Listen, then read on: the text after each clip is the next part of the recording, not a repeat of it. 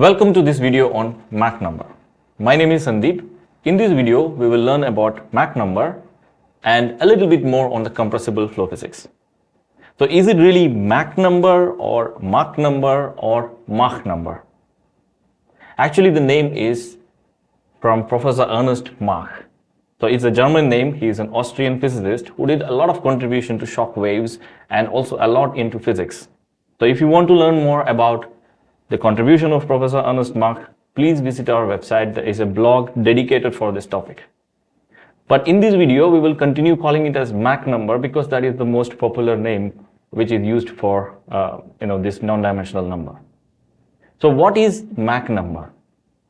Mach number means the ratio of velocity to that of the speed of sound, which is well-known non-dimensional number to many in the aerospace field at least. So what does it mean? So let us note it down.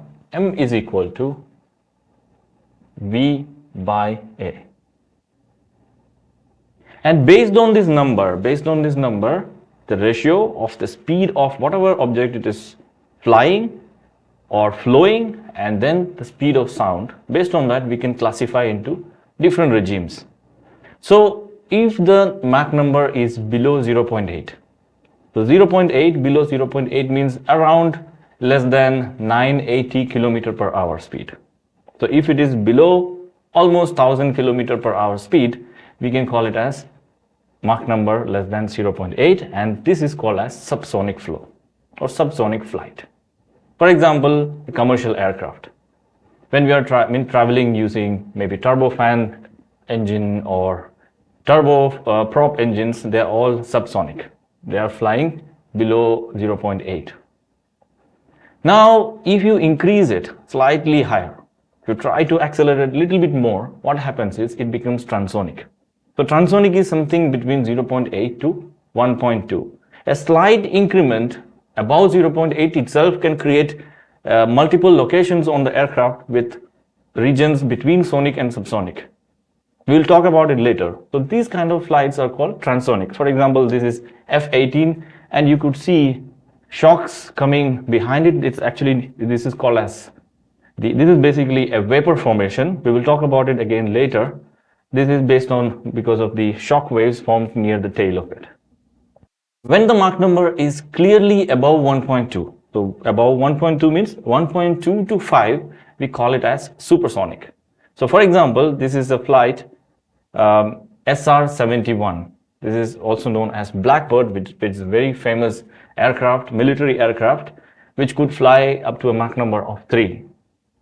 And it is an engineering marvel. It's a manned aircraft which is an air-breathing engine with an air-breathing engine, and it could fly at the Mach number of up to 3, and this is the world record till now. And for your information, this aircraft is retired in 1999 itself, and the new version SR-72 is going to come. It is scheduled for its first flight in 2025. And also for the commercial side, it is not only in the military aircraft. For the commercial side also, we had a supersonic aircraft. Its name is Concorde, which was a collaboration between Britain and France. But this is also retired now because of the sound, because of the sonic boom, a lot of noise which is coming out of this aircraft. And this could fly up to a Mach number of 2, which is clearly above 1.2. And also, for your information, it could fly from New York to London less than 3 hours. In less than 3 hours, we could reach from New York to London. So it was really, really fast. But it is also not in the market anymore because of the sound. And if the Mach number is above 5 means above 5 to 10, you call it as hypersonic. So for example, X-15, which is also a manned aircraft, but the engine is a rocket engine. So this one, which was a collaboration of NASA and the US Air Force, this could fly above 6.7 as the Mach number. But it is a rocket engine propelled aircraft, which is still manned aircraft. People were sitting there, and some of these pilots were, even regarded as astronauts because they were flying really high altitude. And this is X-15. And then, if the Mach number is really above 10 and something in the range of 20, 10 to 20, we call it as high hypersonic. For example, this NASA's X-43, which is an experimental aircraft, which is also rocket engine powered, and this was mainly in collaboration with again NASA and US Air Force. So this could fly in this range of more than Mach number 10. If the Mach number is above 25, you call it as a re-entry. And this is an example here by Avangard, which is from Russia. And it is believed that they could fly it above a Mach number of 25. So these are some of the nice examples of different flights, different regimes of Mach number and different aircrafts in the market. Now let us come back to the basics of this subsonic and supersonic and sonic flows. So what do you mean by actually subsonic flow? So you know that when there is this aircraft flying, definitely it is going to produce the sound. It is creating its own sound, right? And if the sound wave or the wavefront travels much ahead compared to the aircraft, you call it as sonic. For example, you can see here, the aircraft is flying, but the wavefront is going much ahead of it. This is called as subsonic flow. Alright, now when you have a case where the aircraft is flying along with the wavefront, it is producing sound, but that sound is also traveling at the same speed as that of the aircraft. The wavefront is also traveling at the same speed of that of aircraft. This is called as sonic flow or sonic flight. Alright, and now the third option, when it is above, right? So that is supersonic. So in supersonic, what happens? The aircraft is flying, it is creating sound, but the speed of aircraft is much larger than or more than the speed of the wavefront itself. So aircraft is flying much ahead of the wavefront. So if you look it carefully again, you can see the aircraft is flying, but the wavefront is coming slower. It's still coming, but it is taking more time. Okay, this is called as supersonic flow. So what is the consequence of that? So every instant, this aircraft is producing the sound, right? So there is a sound wave which is coming out as wavefront, and it will, all these locus, it will try to connect together. It will try to form a cone, which is known as Mach cone or Mach cone. So what is the significance? Let us try to see it once again. So the aircraft is producing the sound, and it produces the sound waves, and all of them are traveling at the speed of sound, but aircraft is traveling much faster than that. But all the locus of it forms a cone. Okay, and if you're standing somewhere in the ground and you're watching this aircraft, you will notice that aircraft is flown, you can't hear anything, but you will hear the sound, the sonic boom after some time, because you need to be there inside this cone to hear it. And the region inside this cone is called as the zone of influence, and all the region outside the cone is called as zone of silence. Okay, and also this angle which is produced, so it really depends upon the speed of the aircraft, whether you will be really inside this zone of silence or whether you are going to be inside the zone of influence, right? Because the angle is dependent on the speed of the aircraft. So you can easily calculate this angle using this mu by using this formula. Mu is equal to sine inverse of 1 by m, where m is your Mach number. Okay, so one more thing which you have to notice here is, you have seen this locus or all these wavefronts or the waves which you call it Mach waves, they are all getting collected towards the corner of our cone. You can see all of them getting connected here or getting accumulated. So what happens when it gets accumulated here? So it will form some kind of a very thin layer which is called the shock. If it is really a lot more waves are there, it will really become a shock. And what happens in this thin tiny region, which is of the order of nanometers thickness, very thin, and across this you have a big discontinuity. That means pressure is going to change drastically, density is going to change drastically and temperature is going to change drastically across this very, very thin region. And this is called as shock. Okay, and the first photograph of such shock was taken by Professor Ernest Mach himself in 1888. This is the first picture, which is based on a special technique, a special photographic technique. It is called as the Schlieren photography. You need to have special optical arrangement for that. And this is a photograph of a bullet. It's a bullet fired from a gun, which is flying more than the speed of sound. So it's a supersonic flow, and you can see a bow shock or a detached shock in front of the bullet. We will talk about this bow shock later, little bit more in details later on. But this is the first photograph of such a shock wave. And after that, a lot of a new experimental technique itself started developing to understand shock waves and different shock structures. This is a very interesting photograph taken by a photographer, Camden Thrasher. This is a direct photograph. There is no technique here. There is no Schlieren technique or there is no shadowgraphic technique. It is direct photograph taken by camera during an air show. And he was so lucky to capture this shock wave. You can see that thin, transparent or translucent sheet like a plastic, which is nothing but the normal shock towards the tail of this aircraft. And he was very lucky to get this. Normally what happens is, because of when there is a shock wave formed, there is a change in temperature, and then if the humidity is good enough, the vapor or the vapor around it starts condensing and it forms something like called as a vapor cone, or it is also called as Mach diamond. So these are some of the nice images, and from now we will move to more technical aspects about Mach number. Now let us go a little bit more technical. So when we look at the definition of Mach number, so m is equal to v by a, here velocity is very clear for us. It's the speed at which the aircraft is flying, or the speed of the flow. But the speed of sound a is something which is unknown for us. It's not very clear yet, right? And for that, we need to understand the concept of compressibility. So what do you mean by compressibility?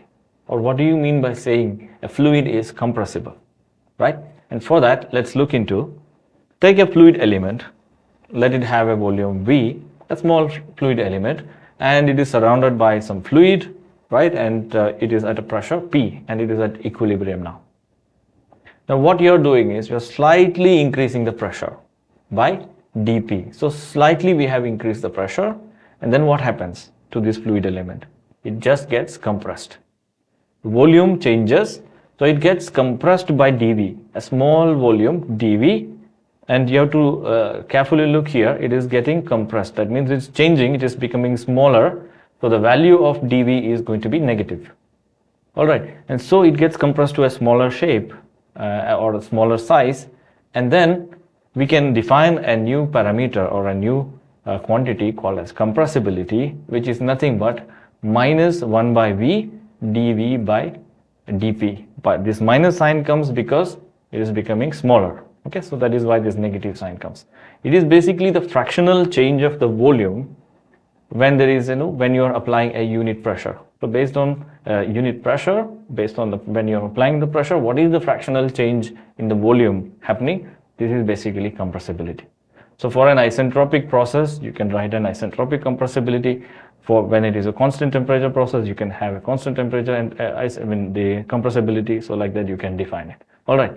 So you can also convert this in terms of density, because the volume for a unit mass you can convert it for in terms of density, and you can write the similar expression.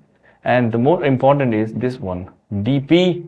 Based on the dP, you can write this d rho. The d rho is equal to, let us write it down, d rho, the change in density, is equal to rho times tau times dP, right? So the change in density, it is dependent upon compressibility. So for air or this kind of fluid, the compressibility is really, really high. And also for high speed application, when the flow velocity is really high, the change in pressure dP is also going to be high. So what is the consequence? The consequence is the d rho, the change in density, So the density can really change when you have a highly compressible fluid and also at a very high velocity, right? And if this d rho is greater than 5%, we can call it as compressible flow, and this happens at a Mach number more than 0.3. Okay, so at this moment, when it is reaching when the density change is more than 5%, you can treat it at, or you should treat it as a compressible flow. So if you're a CFD engineer, you have to start looking into your equations and start using ideal gas law or something to account for the change in density. All right, and now what is sound or speed of sound? To come into this, what is basically sound? Sound is nothing but a disturbance, right? It is a vibration which is traveling through some medium. So it is traveling as an acoustic wave through water or air or solid. So any medium, through any medium it is traveling, right? So this is it's actually a longitudinal wave or a compression wave when it comes to fluids. So we are dealing with only fluid flow here. So in fluids, it is basically a longitudinal wave or a compression wave, where you can see these kind of regions where you have compression and then rarefaction. So you can see it is getting transmitted like that. So this is sound wave. And you can also find out an expression for the speed of sound by using continuity equation and momentum equation across a wavefront. It is pretty easy, and I'm skipping it here. So you can get this expression in terms of d rho and dp, the change in pressure and the change in density, and also you can rearrange and rewrite it in terms of compressibility. Why this expression for compressibility? This is very interesting because let's say it is an incompressible flow, or you are assuming that there is no change in density, right? It's incompressible. That means what? If it is incompressible or the compressibility is 0, then the speed of sound is going to be infinite. The information is passing at infinite speed. All right. And this same expression you can rewrite in terms of temperature, and this is very important expression. A is equal to square root of gamma RT, and this temperature is something which is varying at different altitude. So let's say you have designed an aircraft for some speed, okay, and let's say that Mach number is 0.8, but at different altitude the Mach number can change because your speed of sound is going to change because the temperature is different at different altitude. So you have to consider that as well when you are designing something, right? So when you look into the atmosphere, the plot here, you can see that how the temperature is varying. How the temperature varies at different levels or different altitude for this atmosphere. So different aircraft, some of them turboprop, for example, it is flying at very low altitude. When it is turbofan, it flies at even higher altitude, and then you have different types of rockets and all those things at different altitude. So you have to consider your altitude and also the Mach number based on the temperature when you're designing all these things. Okay, so the speed of sound is going to vary. This is the point here which I want to mention. Okay, and one more thing, how do we get M or the Mach number analytically? The last video for Reynolds number, we got it through the momentum equation. When we non-dimensionalized momentum equation, we got Reynolds number. Can we get like that here? Yes. If you take your continuity equation and you non-dimensionalize the continuity equation, we get an expression for the Mach number. For example, here we have the full continuity equation, and then you just convert it in terms of total derivative. So this is the same equation, and then use dp equal to a square multiplied by d rho, which is nothing but the expression for the speed of sound, and rearrange this equation and also find out all the scales now. So for the time, for length, for velocity, for pressure, so find out the corresponding scales and then non-dimensionalize this equation, and also substitute m is equal to u by a wherever u by a is coming, substitute as m, then we get an expression like this, minus m square multiplied by 1 by rho. This is an expression in terms of all non-dimensional parameters. And what is the significance of this? So that means when m tends to 0, that means when the Mach number is tending to 0, we already know Mach number less than 0.3, you can treat it as incompressible, or more than 0.3 is compressible, right? So when m tends to 0, then you can write it as del dot u equal to 0. This is an incompressible continuity flow equation, right? So this is an analytical way to look into Mach number. So now let us look into a concept, the critical Mach number. So what is critical Mach number? So for that, let us look into this fluid element, or a particle which is flowing along a streamline. You can see that on the top of the aerofoil it gets accelerated, right? So what does it mean?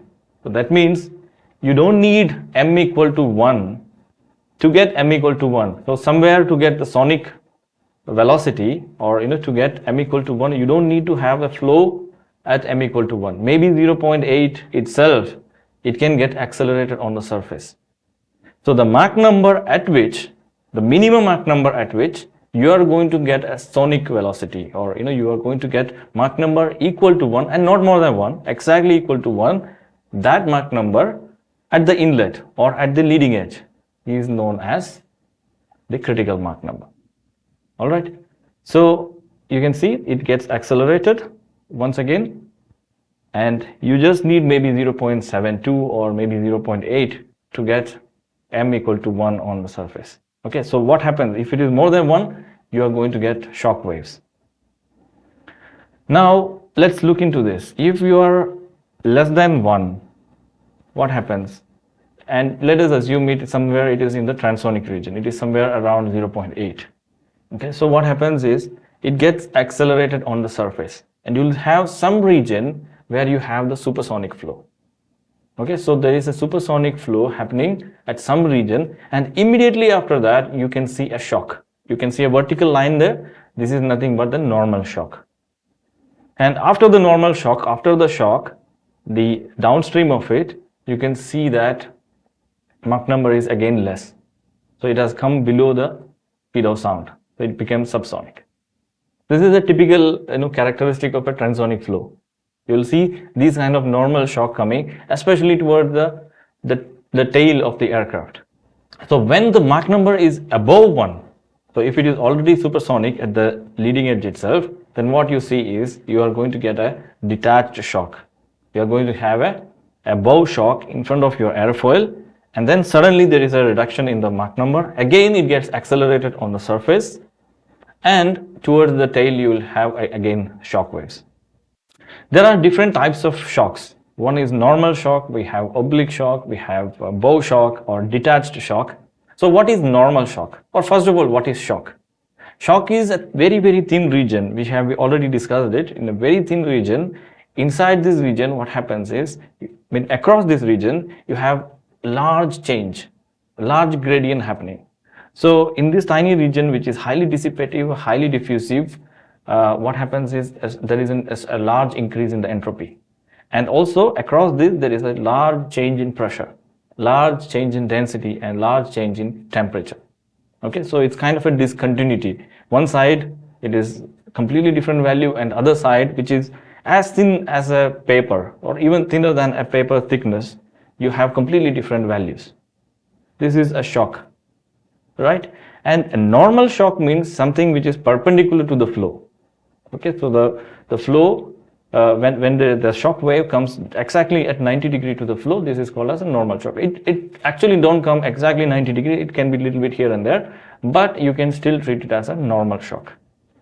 So when the Mach number is greater than 1, you see this kind of shock, and in front of the shock you have this higher Mach number, and then exactly after the shock you are going to have a lower Mach. So you have at the upstream condition Mach number greater than 1 and all the pressure, temperature, density and velocity, and just downstream of the shock you have immediately a lower velocity, it is becoming subsonic, and you also see an increase in pressure, an increase in temperature, an increase in density, and also a reduction in velocity. This is what you typically see for a normal, across a shock. So this is normally seen toward the trailing edge of aerofoil, also inside the nozzle. So these are the examples where you can see normal shock. Okay, and the advantage of normal shock or treating something like this, like the advantage is this variation is happening only in one direction, so it is only one dimensional, right? So you can have all these equations, just you have only one dimension, and it really reduces a lot of mathematics. So this is normal shock. And what is oblique shock? Oblique shock means you have this shock at an angle to the flow. It is called as oblique shock. So it normally happens when you have some kind of wedge shape at an angle theta, and then you have the normal shock at an angle beta. It will not be exactly, it will be, but one thing you can see here is the streamline, it is still parallel. So it is a two-dimensional flow, but you can still convert it into and do a lot of, simplify a lot of mathematics by using the velocity components. Okay, so you can see this, in wedge shapes. When you have wedge shape, you can see this kind of shock happening for, in front of an aircraft, or whenever you have these kind of steps or wedges, you can see these kind of shocks or oblique shocks. And then we have the bow shock. So what is bow shock? Bow shock is something when you have a blunt body like this. So like a bullet or re-entry vehicle. So whenever you have this kind of shape, what happens is this also produces a lot of drag. You will have a shock which is detached. You will see it in front of it. You won't see it attached to the body. It will be detached, and it also create a lot of drag force. Okay, so this is a typical example of a bow shock. Let us summarize it one by one. So first is subsonic. When the velocity is really subsonic, when the flow is really subsonic, you don't see any shock waves. When it is transonic, between 0.8 and 1.2, you start seeing these kind of normal shocks, especially towards the trailing edge. And then when it is really high Mach number, it is coming more than 1.2 or somewhere 1 to 1.2 in this range, what happens is you will see this kind of bow shock, which is in front of this airfoil. And also towards the trailing edge, you will see the trailing edge shock. And when the Mach number is really high, somewhere less than 5, but definitely more than 1.2, which is our supersonic condition, in that case, you see the oblique shock for the wedge. And towards the trailing edge, you will see the expansion wave, because of that special shape. Instead of a shock, you will see an expansion wave happening there. And then if it is really high, like above 5 in the hypersonic condition, what happens is you will have very, very thin region, very close to this, to the wedge. And in this shock becomes closer and closer to the wedge. And in this very thin region, you will have very high temperature, and even the molecules will start ionizing here. So you'll have a completely different physics and chemistry happening in this kind of flow, and hypersonic flow. And so you have to treat it separately, not like normal way of calculations and treatments. This is an amazing image captured by NASA. This is called as background oriented Schlieren, where you have two supersonic aircrafts flying together in formation, and you see the interaction of the shock waves when between these two aircrafts when it is flying together. So moving forward, let us look into another concept. Now this is about nozzles. Okay, so when it is, whether it is a high-speed aircraft or whether it is a rocket engine, you see that there are nozzles. And then you see the shape of the nozzles are slightly different from the conventional nozzles, right? So for example, if you want to accelerate the flow, normally we have these kind of nozzles, right? We try to reduce the cross-section area so that here we get high velocity. Then the velocity at the exit is really high. This is what you see in typically most of the nozzles, right? But these nozzles are for or designed for Mach number less than 1. When the speed is less than the speed of sound, this works. But when it is more than the speed of sound, this doesn't work. You need to have a shape like this. It is convergent divergent nozzle. You need to have a divergent section to have more velocity, to accelerate the flow. Counterintuitive, isn't it? So it is when the Mach number is more than 1, you need a divergent section, like a diffuser when it was Mach number less than 1. So how do you get this expression? So it's pretty easy. We can, these are some of the aircrafts where you will see the high-speed aircrafts where you are going to see these kind of nozzles. You will see the nozzles which are also variable. You can change the cross sections, in these kind of nozzles. And also you can see for rocket engines also you see these convergent divergent nozzle sections. Okay, so how do we get this answer or this expression where we can understand that when it is the high Mach number, how do we have, this area need to be increased? For that, let us use our continuity equation, m dot equal to rho av equal to constant. This is known to everyone. And then, you convert it into differential form. This is nothing but our conservation of mass, right? And this is our conservation of momentum. You have conservation of mass, you have conservation of momentum, and then you have the isentropic relations or for the isentropic flow. Use all of them, then try to rearrange this equation and then write it in terms of Mach number. So you get an expression which is 1 minus m square multiplied by dv by v is equal to minus dA by A. Okay, so what does it mean? This is an expression where you can know that if your Mach number is less than 1 and if your area is increasing, right? If m is less than 1, if dA is increasing, if the area is increasing, then your velocity is going to reduce. This is our diffuser, normal diffuser for m less than 1. Okay, for incompressible flow case. But the same situation, if m is greater than 1, if it is for a supersonic condition, and you keep on increasing the area, you are expanding it, like here, like a diffuser. If you increase the area, what happens? Then from this expression, you can get that your dV is going to be greater than 0, right? So if the dV is greater than 0, that means it is getting accelerated, right? So if you want to accelerate the flow in supersonic condition, you need to have a convergent divergent section. You need to have a divergent section when m is greater than 1. Okay, so this is an important expression which is connected to Mach number to understand how the nozzles behave, right? Especially in high Mach number condition or at high flow conditions.